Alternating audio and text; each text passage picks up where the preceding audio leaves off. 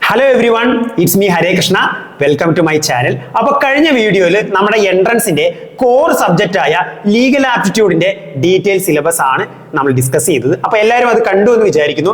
ഈ വീഡിയോയിൽ ആ സീരീസിലെ പാർട്ട് 2 വീഡിയോ ആണ്.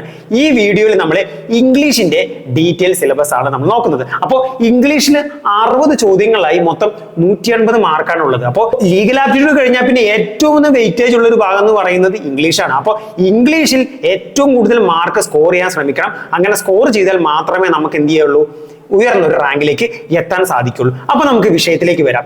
ഇംഗ്ലീഷിൽ എന്തൊക്കെ ചോദ്യങ്ങളാണ് ചോദിക്കുന്നത്, അത് എങ്ങനെയൊക്കെയാണ് ചോദിക്കുന്നത് നമുക്ക് നോക്കാം. നമുക്ക് പ്രീവിയസ് ഇയർ പേപ്പർ വെച്ചിട്ട് അനലൈസ് ചെയ്ത് നമുക്ക് നോക്കാം. ഓക്കെ, അപ്പോൾ ആദ്യം വരുന്നത് കറക്റ്റ് സ്പെല്ലിംഗ് ആണ്. ഓക്കെ, കറക്റ്റ് സ്പെല്ലിംഗ് ആണ്. അപ്പോൾ കറക്റ്റ് സ്പെല്ലിംഗ് ഭാഗത്തുനിന്ന് വരുന്ന ഒരു ചോദ്യം നമുക്ക് നോക്കാം. ഞാൻ വായിക്കാം. Find out the incorrectly spelled word. Okay, 4 options തന്നിട്ടുണ്ട്. അതിലെ തെറ്റായിട്ട് സ്പെല്ലിംഗ് ഉള്ള വാക്ക് കണ്ടെത്തണം എന്നുള്ളത്. ഇത് വേറെ രീതിയിലും ചോദിക്കാം, choose the correct spelled word എന്നുള്ളത്. ഓക്കെ, അപ്പോൾ ഫസ്റ്റ് വരുന്ന ഒരു ഭാഗമാണ് കറക്റ്റ് സ്പെല്ലിംഗ്. അപ്പോൾ കറക്റ്റ് സ്പെല്ലിംഗ് പഠിക്കാൻ നിങ്ങൾ എന്ത് ചെയ്യണം, നമ്മുടെ ഡിക്ഷണറി എടുക്കുക, ഓക്സ്ഫോർഡ് ഡിക്ഷണറി എടുക്കുക. അതിലെ കൺഫ്യൂസിങ് ആയിട്ടുള്ള സ്പെല്ലിങ്സ് നിങ്ങൾ എന്ത് ചെയ്യണം, എഴുതി പഠിക്കുക. ഓക്കെ, അപ്പോൾ ഇന്ന് തന്നെ നിങ്ങൾ എന്ത് ചെയ്യണം, ഓക്സ്ഫോർഡ് ഡിക്ഷണറിയോ അല്ലെങ്കിൽ ഓൺലൈൻ ആയിട്ട് ഡിക്ഷണറി എന്ത് സോഴ്സ് ആയാലും നിങ്ങൾ എന്ത് ചെയ്യണം, അതിലെ കൺഫ്യൂസിങ് ആയ വാക്കുകൾ. ഇപ്പൊ എംബാരസ്മെന്റിൽ എത്ര എസ് ഉണ്ട്, കൺഫ്യൂസ്ഡ് ആയി. റിസീവില് ഐ ആണോ ഇ ആണോ ആദ്യം വരിക, കൺഫ്യൂസ്ഡ് ആയി. അപ്പോ അങ്ങനെ കൺഫ്യൂസിങ് ആയ വാക്കുകൾ നിങ്ങൾ എന്ത് ചെയ്യണം, നോട്ട് ചെയ്തെടുത്ത് നിങ്ങൾ പഠിക്കുക. ഓക്കെ, പിന്നെ രണ്ടാമത് വരുന്ന ഭാഗം എന്ന് പറയുന്നത് ആന്റോണിയംസും സിനോണിയംസും. ഓക്കെ, ആന്റോണിയംസ് എന്ന് പറഞ്ഞാൽ എന്താ, നമ്മുടെ മലയാളത്തിലെ വിപരീത പദം എന്ന് പറയും, ആന്റി, ഓപ്പോസിറ്റ്. ഓക്കെ, ഈ സിനോണിയംസ് എന്ന് പറഞ്ഞാൽ നമ്മുടെ മലയാളത്തില് പര്യായ പദം എന്ന് പറയും. ഓക്കെ, അപ്പോൾ ആന്റണിംസ് സിനോണിംസ് ഭാഗത്ത് ചോദ്യങ്ങൾ എങ്ങനെയാണ് നമ്മുടെ എൻട്രൻസ് എക്സാമിന് ചോദിക്കണത് നമുക്ക് നോക്കാം. Choose the correct antonym, choose the correct synonym എന്നൊന്നല്ല ചോദിക്കുന്നത്. നമുക്ക് ആ ചോദ്യം ഞാൻ ഇപ്പോൾ വായിച്ച് കേൾപ്പിക്കാം. Okay, choose the word nearest in meaning to the word given in capital letters. ഒന്നുകൂടെ ഞാൻ പറയാം. Choose the word nearest in meaning to the word given in capital letters എന്ന് പറഞ്ഞിട്ട് ഒരു വേർഡും തന്നിട്ടുണ്ട്. അപ്പൊ ഇവിടെ choose the word nearest in meaning എന്ന് പറയുമ്പോൾ ഏതാ ഉദ്ദേശിക്കുന്നത്, സിനോണിം ആണ് ഉദ്ദേശിക്കുന്നത്. അപ്പൊ നമ്മൾ ആ ക്വസ്റ്റ്യൻ ഹെഡ് വായിക്കുന്നത് വളരെ പ്രധാനപ്പെട്ട ഒരു കാര്യമാണ്. ക്വസ്റ്റ്യൻ ഹെഡ് വായിച്ച് അവിടെ ആന്റണിയം ആണോ സിനോണിം ആണോ ചോദിച്ചിരിക്കുന്നത് നിങ്ങൾ എന്ത് ചെയ്യണം, കൃത്യമായിട്ട് ഉറപ്പുവരുത്തണം. ഇനി ആന്റണിം ആണെങ്കിൽ എങ്ങനെയാണ് ചോദിക്കുക, ഈ ചോദ്യം ഏത് രീതിയിൽ നമുക്ക് മാറ്റിയെടുക്കാം.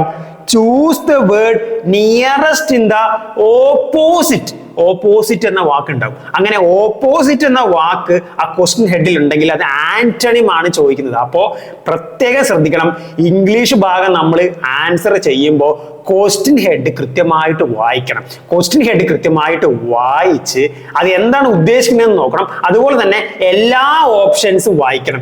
ഈച്ച് ആൻഡ് എവറി ഓപ്ഷൻ, 4 ഓപ്ഷനും വായിച്ചതിന് ശേഷം മാത്രമേ ആൻസറിൽ എത്താൻ പാടുള്ളൂ. ഓക്കെ, അത് ഇംഗ്ലീഷ് ഭാഗം നിങ്ങൾ പ്രത്യേകം ശ്രദ്ധിക്കണം. അപ്പൊ നമ്മൾ കറക്റ്റ് സ്പെല്ലിംഗ് പറഞ്ഞു. അപ്പൊ കറക്റ്റ് സ്പെല്ലിംഗ് ഭാഗത്തുനിന്ന് ഒരു 5 ചോദ്യം, ചില 10 ചോദ്യം വരെ കിട്ടാം നമുക്ക്. 5 ചോദ്യം എന്ന് പറയുമ്പോൾ ഏകദേശം 15 മാർക്കാണ് കേട്ടോ. ഭയങ്കര വലിയൊരു അസറ്റാണ്. ഓക്കെ, ചിലപ്പോൾ 10 ക്വസ്റ്റ്യൻസ് കിട്ടാം. അപ്പൊ എത്രയായി, 10 × 3 30 മാർക്കായി. ഓക്കെ, ആന്റണിംസ് സിനോണിംസ് ഭാഗത്ത് ആന്റണിംസും ചോദിക്കാം, സിനോണിംസും ചോദിക്കാം. Nearest in meaning to the വേർഡും ചോദിക്കാം, nearest to the opposite in മീനിങ്ങും ചോദിക്കാം. അപ്പൊ അവിടെ 10 ക്വസ്റ്റ്യൻ കിട്ടും. അതും എത്രയായി, 30 മാർക്കായി.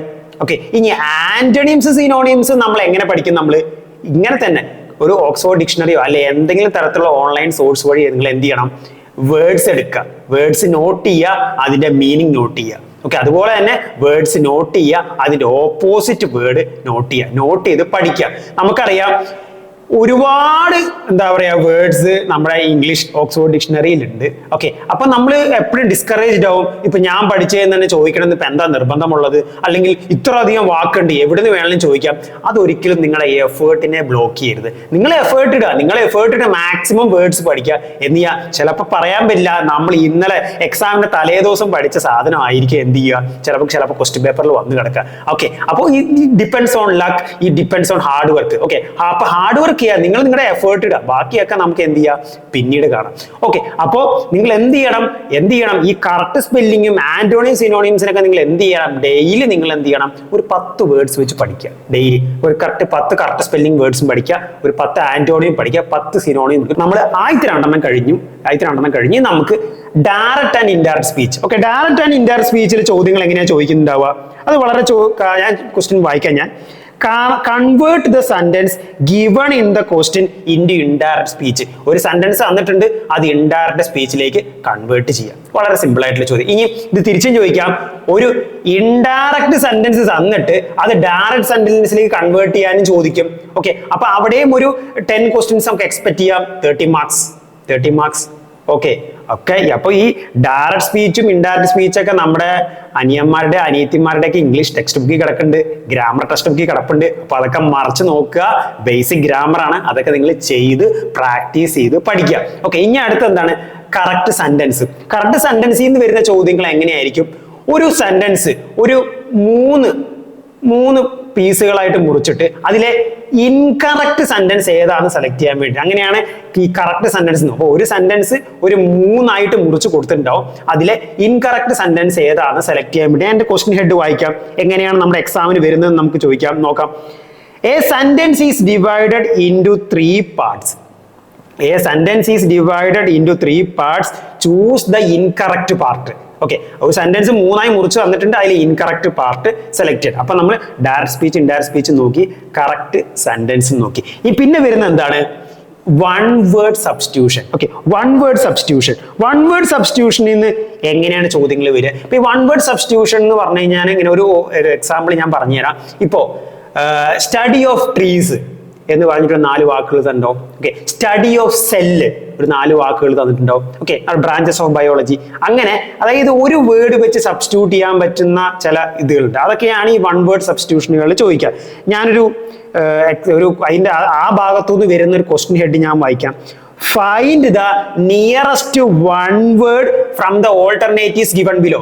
Find the nearest one word from the alternatives given below. അവിടെ one word, അപ്പൊ എന്താണ്, one word substitution ആണ് ചോദിക്കുന്നുണ്ടാവുക. ഓക്കെ, അപ്പൊ നിങ്ങൾ പ്രീവിയസ് ഇയർ പേപ്പർ ഒക്കെ ഒന്ന് മറിച്ച് നോക്കി കഴിഞ്ഞ് കഴിഞ്ഞാൽ ഈ ക്വസ്റ്റ്യൻസ് ഞാനിപ്പോ ഇവിടെ നിന്ന് പറയുന്ന കാര്യങ്ങളൊക്കെ അവിടെ കിടപ്പുണ്ട്. അപ്പൊ നിങ്ങൾ പ്രീവിയസ് ഇയർ ക്വസ്റ്റ്യൻ പേപ്പേഴ്സ് നിങ്ങൾ എന്തായാലും എന്ത് ചെയ്യുക, മറിച്ച് നോക്കുക. ഇനി പ്രീവിയസ് ഇയർ ക്വസ്റ്റ്യൻ പേപ്പേഴ്സ് കൈവശം ഇല്ലാത്തവരാണെങ്കിൽ നിങ്ങൾ എന്ത് ചെയ്യുക, നിങ്ങൾ ഈ വീഡിയോ താഴെ കമന്റ് ചെയ്യുക, നിങ്ങൾക്കത് കയ്യിലെത്തിക്കാനുള്ള വഴികൾ നമ്മൾ സെറ്റ് ചെയ്യാം. ഓക്കെ, ഇനി നമുക്ക് നോക്കാം. അടുത്തത് നമ്മുടെ ഇംഗ്ലീഷ് ഭാഗത്ത് നിന്ന് വരുന്നതാണ്. അപ്പൊ ഈ വൺ വേർഡ് സബ്സ്റ്റിറ്റ്യൂഷനിൽ നിന്ന് ഒരു 5 ചോദ്യങ്ങൾ കിട്ടാം, ഒരു 15 മാർക്സ് അവിടെ നിന്ന് കിട്ടാം. ഓക്കെ, അവിടെ അങ്ങനെ കിട്ടാം. ഇനി അടുത്ത് വരുന്നത് എന്താണ്, idioms and phrases.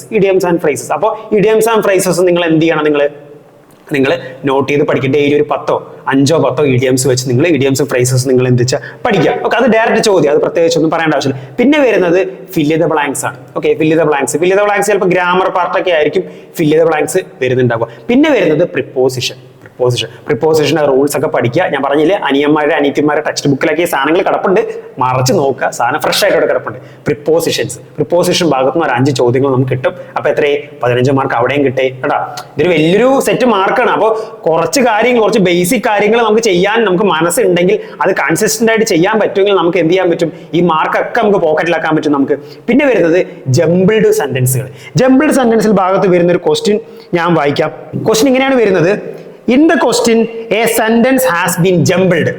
Okay, choose the proper sequence as labeled PQRS to construct a logical sentence. ഞാൻ പറഞ്ഞില്ല, ക്വസ്റ്റ്യൻ ഹെഡ് വായിക്കുക എന്നുള്ളത് ഇവിടെ അതായത് ക്വസ്റ്റ്യൻ മെയിൻ ഹെഡിങ് വായിക്കുക എന്നുള്ളത് പ്രധാനപ്പെട്ട ഒരു കാര്യമാണ്. ഒന്നുമില്ല, ജംബിൾഡ് സെന്റൻസ് എന്ന് പറഞ്ഞു കഴിഞ്ഞാൽ ഒരു സെന്റൻസിനെ 4 എന്ത് ചെയ്യും, ഡിവൈഡ് ചെയ്ത് ഇവർ മിക്സ് ചെയ്ത് കൊടുക്കും.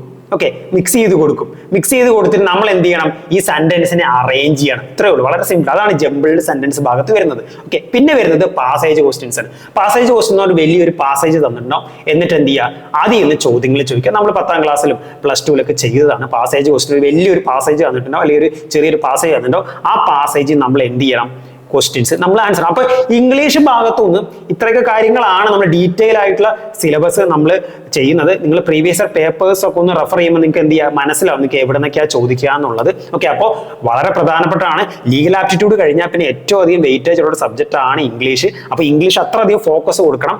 കാരണം ഇംഗ്ലീഷ് എന്നുള്ള സ്കോർ എന്ത് ചെയ്യാം, നാളെ നമുക്ക് ഒരു ഹയർ റാങ്കിലേക്ക് എത്താൻ പറ്റുള്ളൂ. ഇനി ഇംഗ്ലീഷ് ഭാഗം എങ്ങനെ പഠിക്കാൻ പറ്റും നമുക്ക്? വളരെ സിമ്പിളാണ്. ഞാൻ പറഞ്ഞൊരു കാര്യമാണ്, ഡെയിലി കൺസിസ്റ്റന്റ് ആയി ഡെയിലി ഒരു 10 വേർഡ്സ് പഠിക്കാം.